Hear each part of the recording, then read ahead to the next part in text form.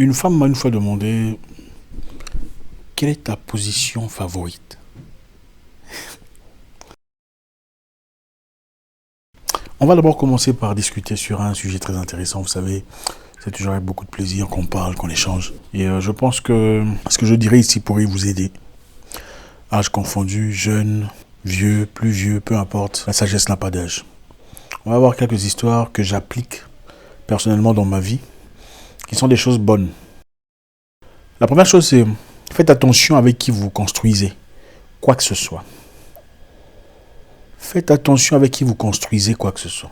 Il y a des gens qui peuvent se servir de vous pour commencer la construction, donc établissent la fondation, ensuite finissent la structure sans vous. Jonathan, est-ce que je peux avoir de l'eau à boire, s'il te plaît? Vous comprenez ce que je dis? Faites attention avec qui vous construisez quoi que ce soit. Un business, un projet, une idée.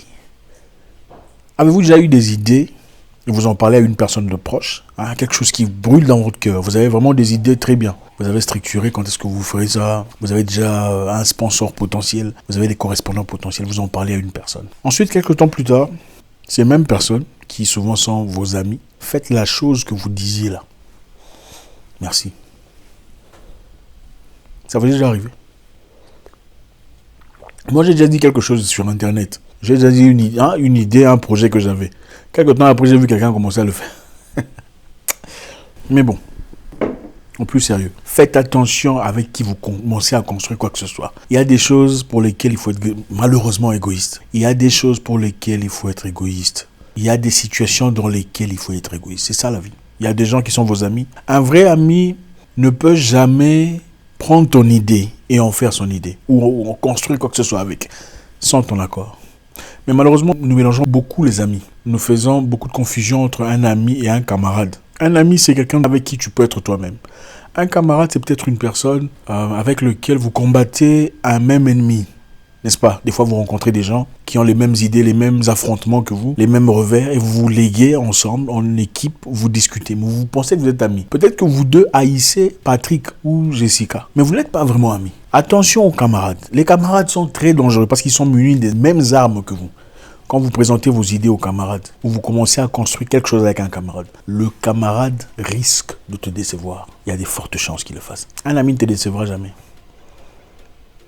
Un camarade, par contre, c'est très dangereux. Numéro 2, je suis désolé de vous dire ceci, mais être quelqu'un de bien, c'est bien. Vous serez aimé pour la plupart de fois, la plupart du temps, vous serez apprécié, mais pour la plupart de fois et de temps, vous serez usé, c'est-à-dire utilisé. Être quelqu'un de bien, c'est bien. Mais dans le monde où on vit, on va se servir de vous. On va se servir de vous pour payer le loyer de quelqu'un, et puis ensuite on dira du mal de vous d'ailleurs, et là quoi, qu'est-ce qu'elle... C'est comme ça les gens. Je comprends, des fois vous faites des choses sans pour autant attendre ce qu'on fasse quoi que ce soit pour vous. Mais si vous faites des choses en espérant investir sur le plan mental, émotionnel ou amical, laissez-moi vous dire, trop bon. Nous ne sommes pas à l'église, moi je vous dis la vérité. À l'église on vous dit la vérité aussi, mais la vérité à l'église, la vérité dans les rues ne sont pas la même chose. À l'église on vous dit il faut pardonner. Moi je ne vous dis pas de pardonner.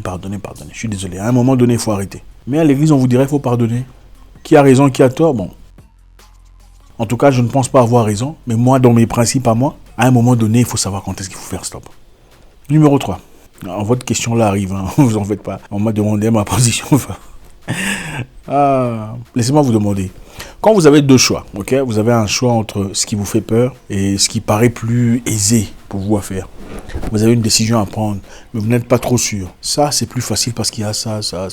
L'autre est plus effrayant parce que vous n'êtes pas trop sûr comment vous allez pédaler, pas trop sûr de la direction que vous prendrez et tout le reste. Vous prenez quelle décision? Pour la plupart des cas, la décision qui vous effraie est celle qui vous grandit. Je sais que beaucoup sont confrontés aux mêmes situations ici. Vous êtes là assis depuis longtemps, depuis un grand temps en train de réfléchir sur une décision qu'il faut prendre. Vous savez que c'est la décision à prendre. Vous êtes là en train de malaxer, de vous tourner autour d'une histoire qui ne fonctionne pas. Un business qui ne fonctionne pas. Une relation qui ne va nulle part. Et vous le savez. Mais vous faites semblant. Parce que vous avez peur de votre nouvelle réalité. Croyez-moi, votre nouvelle réalité changera votre identité. Le voyage qui vous effraie là, c'est peut-être ce voyage qui fera de vous la personne que vous êtes censé être. N'ayez pas peur. Si ça ne vous tuera pas, vous n'avez aucune raison d'avoir peur. Numéro 4. Dans la vie, j'ai compris qu'il ne faut jamais être pressé. Ok, quand vous rencontrez quelqu'un pour une relation amoureuse, par exemple, il ne faut jamais être pressé. Vous trouvez quelqu'un de pimpant, d'attirant, d'intéressant, il ne faut jamais être pressé. Pressé, vous êtes trop pressé. Vous êtes trop pressé. Il ne faut jamais être pressé parce que peut-être que cette personne a des amis plus jolis, plus intelligents, plus compatibles à vous. Ah, ok. Je sais que vous ne vous y attendiez pas. Vous êtes trop pressé à chercher à embrasser quelqu'un. Trop pressé à vouloir découvrir tout ça.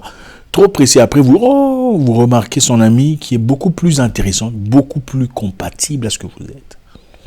Vous avez... Qu'est-ce qui se passe après? Vous regrettez. Et peut-être que votre mariage va marcher. Peut-être que vous serez bien. Mais à chaque fois que vous verrez son ami, vous serez, ah, c'est elle qui était censée être avec moi. Il y aura quelque chose de réduit. Prenez votre temps. Comprenez les gens. Quand vous prenez votre temps à essayer de comprendre les gens, d'ailleurs, ça vous permet de ne pas faire des erreurs ou de rencontrer des narcissiques. Si vous examinez les gens, si vous preniez votre temps pour réfléchir, vous comprendrez que ce gars, s'il m'engrosse, il va fuir. Vous n'aimez pas entendre ça, hein, je sais. Beaucoup n'aiment pas entendre ça. Si vous preniez votre temps pour essayer de comprendre ce monsieur plus correctement, vous comprendriez peut-être à travers des signes, parce que les signes ne trompent jamais. Il y a toujours des signes. Que ce monsieur, quand je serai grosse, il partira. Mais bon. Ça, on ne veut pas. D'ailleurs, en rentrant dans la tradition, même la religion vous interdit de faire ces histoires-là avant d'entamer des choses vraies, c'est-à-dire des choses régulières, correctes. Vous ne respectez pas ça. Mais après, on aime blâmer, n'est-ce pas? Prenez le temps, prenez le temps. Peut-être que cette personne a des gens plus intéressants autour d'elle, qui sont plus compatibles à ce que vous êtes. Numéro 5, la question que vous attendiez. J'ai une fois connu une fille qui m'a posé la question de savoir. Elle était... manager d'une entreprise, et on discutait, on parlait, tout ça. Il n'y avait vraiment rien de... Pas encore, hein, tu vois. Elle m'a posé la question de savoir, Zach, c'est quoi ta position préférée? Et je l'ai regardé dans les yeux et j'ai dit,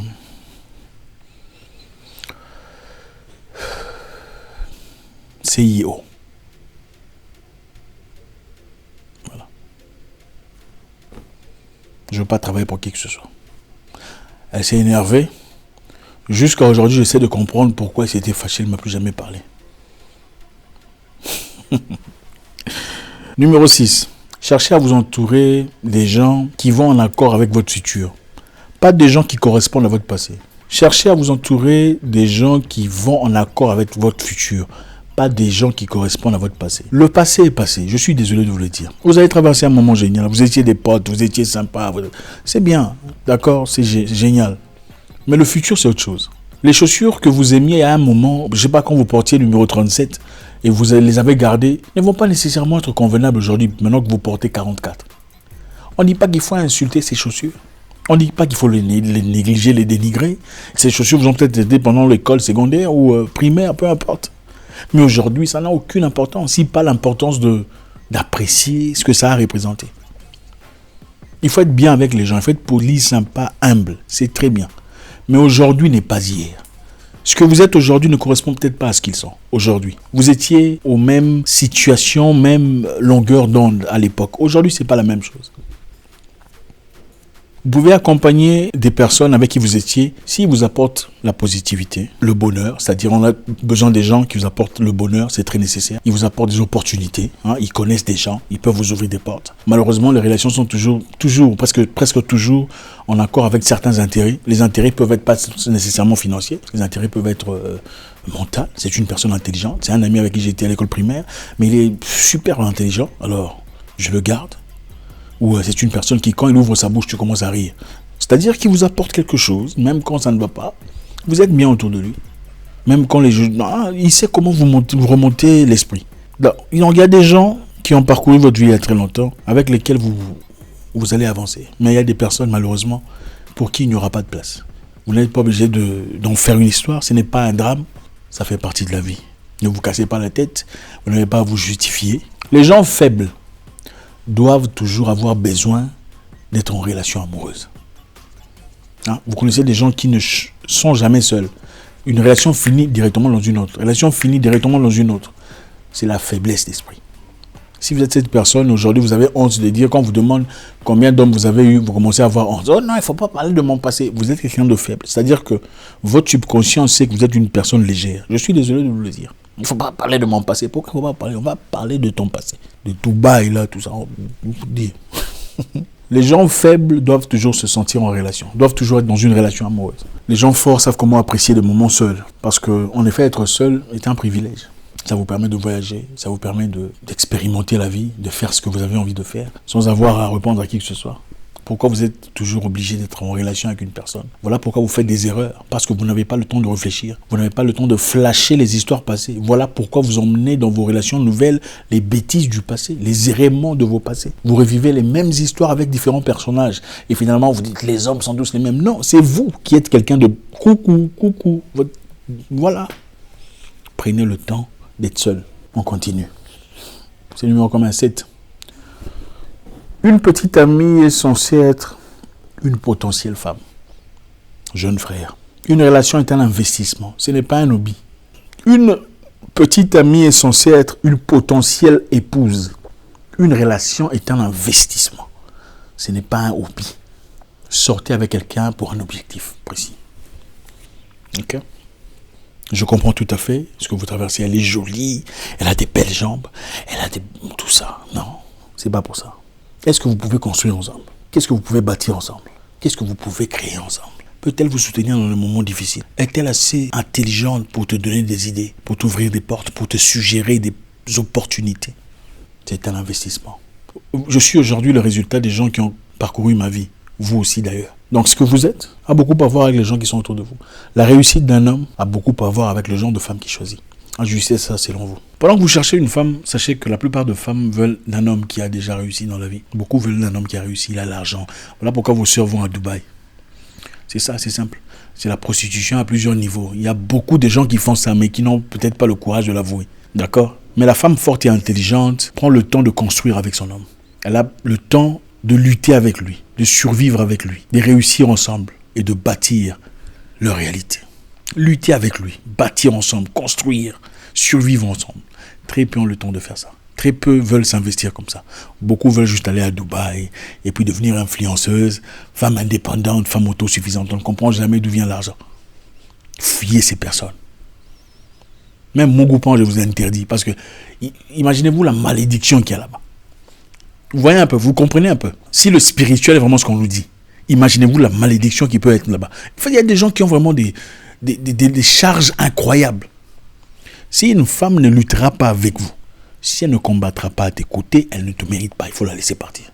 Même mon groupe ne mérite pas. Il faut laisser ça. Il faut donner il faut laisser ça, utiliser des plastiques, tout ça. Bref, on continue. Vous avez 20 amis, vous avez 20 potes avec lesquels vous pouvez aller en boîte, mais vous n'avez pas un seul ami avec qui vous pouvez construire un business. Votre cercle n'est pas bon. Vous avez 20 potes avec lesquels vous partez en boîte, vous buvez, vous vous amusez, vous faites la fête. Vous n'avez pas une seule personne avec laquelle commencer quelque chose de bien, de lucratif, de précieux. Vous n'avez pas d'amis. Vous n'avez pas d'amis. Cherchez des amis. Des vrais humains, des vraies personnes, des vrais gaillards. Vous perdez votre temps. La vie, c'est pas seulement boîte de nuit, champagne, tout. C'est pas ça la vie. Il doit y avoir des choses beaucoup plus profondes que ça. Construire quelque chose de tangible. Voilà ce que j'ai construit. Voilà ce que j'ai fait. C'est ça. C'est pas, oh, je suis sorti là, acheté 20 bouteilles de champagne. C'est la bêtise. C'est l'adolescence. Il faut laisser ça aux enfants. À un moment, il faut laisser ces histoires aux enfants. Pour finir, les amis, l'homme devient esclave de tout ce qu'il ne peut pas contrôler. L'homme devient esclave de tout ce qu'il ne peut pas contrôler. Tu ne peux pas contrôler les gens si tu es incapable de te contrôler toi-même. Et ceci est valable pour le plaisir des femmes, pour les mauvaises habitudes et beaucoup d'autres choses. Donc essaie de te conquérir toi-même. L'homme devient esclave de ce qu'il ne peut pas contrôler. Si tu ne peux pas contrôler tes sentiments, tes pulsions, tu ne contrôleras rien de grand dans la vie. Absolument pas. Parce que la vie est dure. La vie est compliquée. Et la vie, la vraie vie, la bonne vie, nécessite une seule chose. La discipline.